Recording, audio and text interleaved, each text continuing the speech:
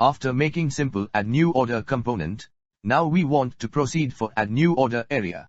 So first, we want to list product category, and then after, we want to list all product, which is available. So after loading all category, and all product data, so based on category, we can also easily filter product data, based on category. So for these things, for fetch category data from database, here, we have to write constant fetch categories asynchronous function, so by using this function, we can fetch category data from MySQL database, and display on web page. Now inside this function, here we have to start try block, because we are calling API, so if any error come, then we can handle it here. First step here, we have to get the token, so we write constant token equal to localStorage get item token, because we need this for authentication. Now here, we have to call the API, so we write constant response equal to await Axios.get, and here we put our API link for categories. This API, we have already made, while we have making add product component. And here inside request, we have to pass header, so we write headers authorization bearer, and pass our token variable here.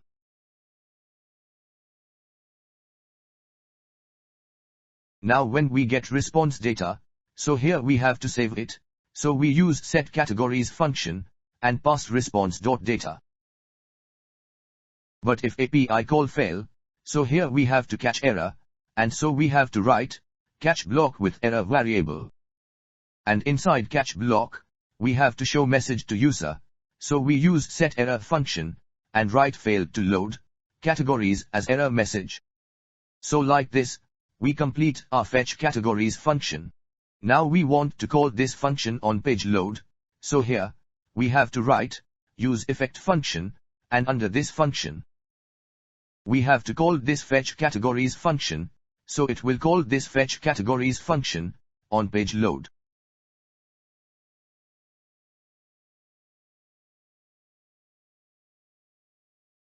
And now for display category button on web page, so here, we have to write open and close bracket. And between this, we have to write categories variable.map function, with category variable as parameter. Under this function, we have to write create button, so we have to write button tag. In key attribute, we have to write category.categoryId variable.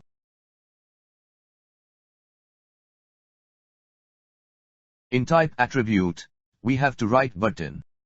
In class name attribute, we have to write Bootstrap 5 button, button primary, margin bottom to class. And in button text, we have to write open and close bracket, and between this, we have to write category.category name variable, so it will make button for particular category. So this code will display different category button on web page, for filter product based on category. Now for fetch product data, we have to write constant fetch products asynchronous function, and here we pass category ID 0, as default.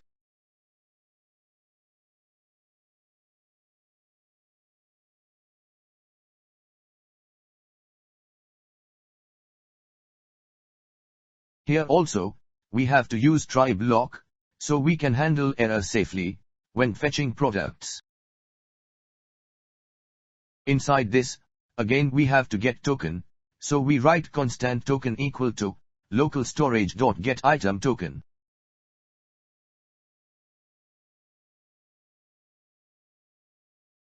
Now here, we have to send data, so we use Axios.post, and pass URL and category ID, so backend know which products to send.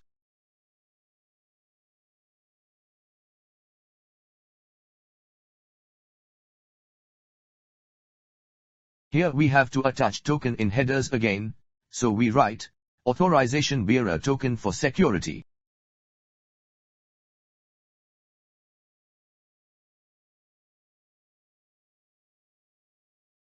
So after getting response, here we have to update product list, so we write setProducts function, with response.data as variable.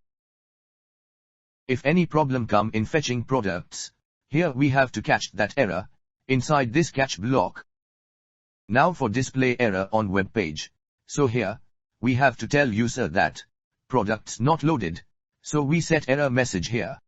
So this is how we write our fetchProducts function. Now we want to run this code when page open, so here we have to go inside useEffect hook, and here also we have to call fetchProducts function, so product data will display on page. At last here, we have to put empty array dependency, so this code run only one time when component load. Now we want to display product data on web page, so we have goes into dynamic item division tag, and between this, we have to write open and close bracket. Between this, first here, we have to check if we have data in our list, so we write condition like products.length greater than 0 ternary operator.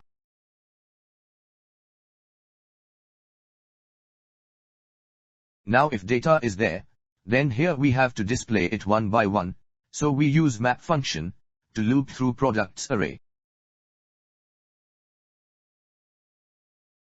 Inside loop, here we have to create a container for each item, so we start with division tag. Now for React list, here we have to give unique ID, so we pass product ID in key prop.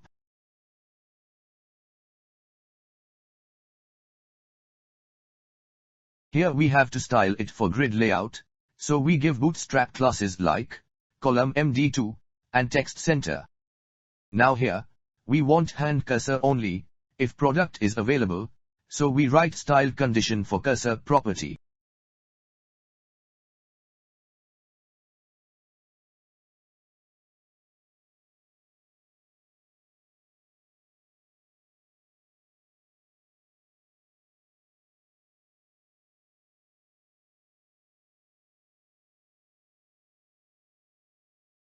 Now here, we have to show the image, so in source, we write full backend URL, which is combined with product image path, and add thumbnail classes.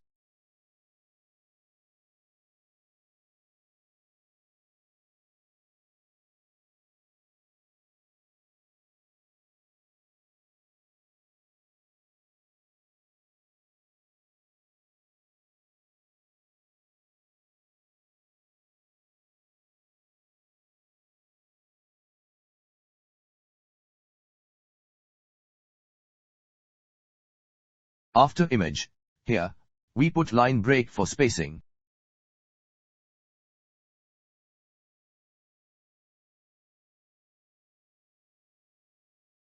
And here, we have to display product name, so we put it inside span tag, so we have to write product.product name variable. Here again, we put line break.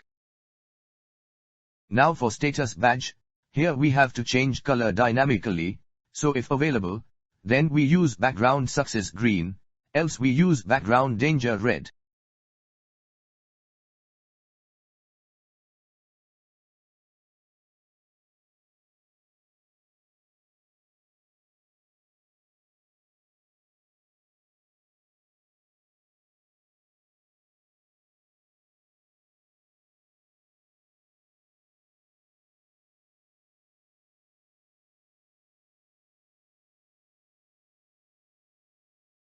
And inside this badge, here we have to print the actual product status text.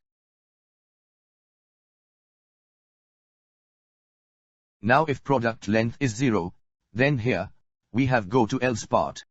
So here, we just display simple paragraph saying, no item found.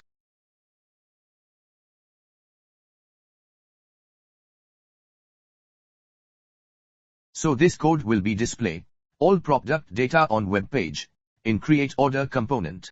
Now for filter product data on category wise, so here in category button, we have to write on click attribute is equal to open and close bracket, and between this, we have to write fetchProducts function, and in parameter, we have to write categoryId variable. So when we have click on any category button, Then it will call fetchProduct function, which will fetch product according to that button category. So here, our front-end code is ready. Now we have to write backend code for fetch product data from database. So we have goes to backend directory, and goes into routes directory, and goes into order routes file, for fetch products by category. So here, we have to write router.post method with 3 parameter.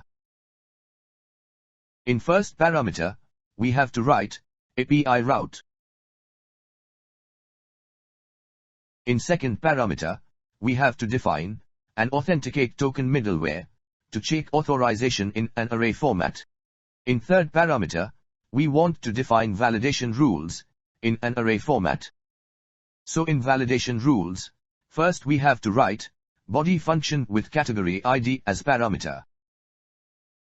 After this, we have to write optional function, that means this variable value is optional. After this, we have to write is integer function, so if category ID variable value defined, then it must be a valid integer. And after this, we have to write with message method with error message like invalid category ID. So if category ID variable value defined, then it must be integer, but suppose it is not integer, then it will send this error message. And lastly, we have to write a synchronous function with request and response as parameter. Now inside the function, first we have to check for any validation errors from our rules. So here, we write constant errors equal to validation result function passing request object. After getting validation result, here, we have to check if we found any errors, so we write if condition with not errors dot is empty. So if errors list is not empty, so here, we have to stop execution and send error response. So we return response.status 400 for bad request, and send JSON with errors array, which is mapped to show only messages.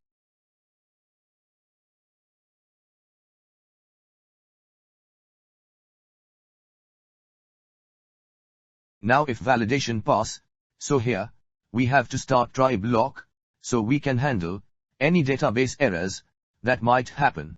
Inside try block, here, we have to define our base SQL query.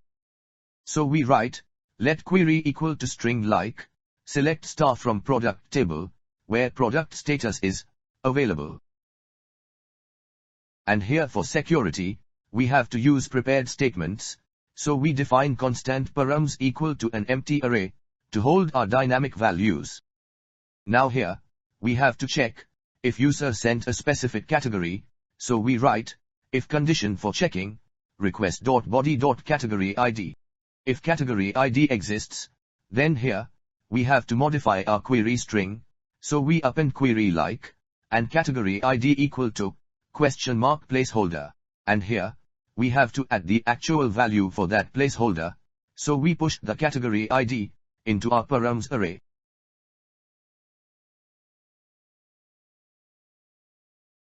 Now here, we have to actually run the query on database. So we write constant products equal to await db.query, and here we passing our query string and params array.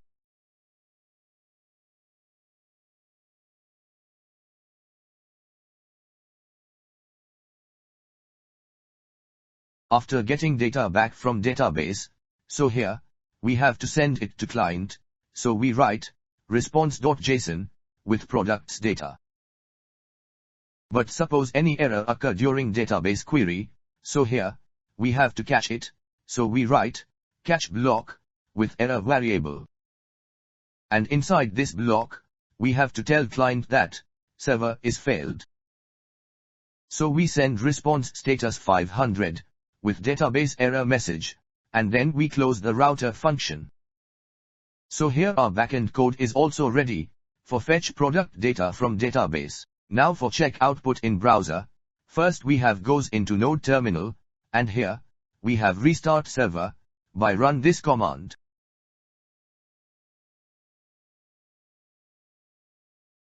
Now in browser, we can see that order management web page in browser.